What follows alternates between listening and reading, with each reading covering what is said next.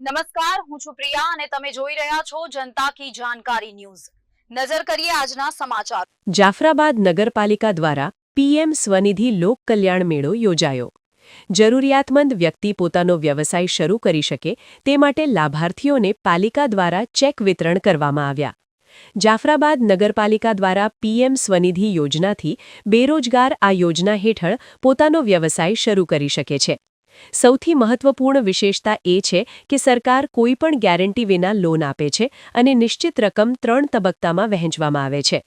એ નોંધવું જોઈએ કે સરકારે માત્ર લોનની રકમ જ નહીં પરંતુ તેની મર્યાદામાં પણ વધારો કર્યો છે। ઓગસ્ટમાં કેન્દ્રીય મંત્રીમંડળે પીએમ સ્વનિધિ યોજનાના વિસ્તરણને મંજૂરી આપી હતી। નાણાકીય સેવાઓ વિભાગ, ગૃહ અને શહેરી બાબતોના મંત્રાલય સાથે મળીને 31 માર્ચ 2030 સુધી આ યોજનાનું સંચાલન કરશે। 90,000ની લોન કેવી રીતે મેળવવી?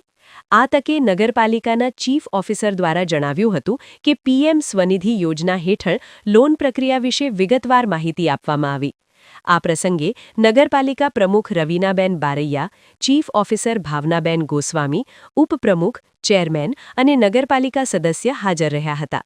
રિપોર્ટર ખોડુભાઈ બાંભણિયા, ખાંભા।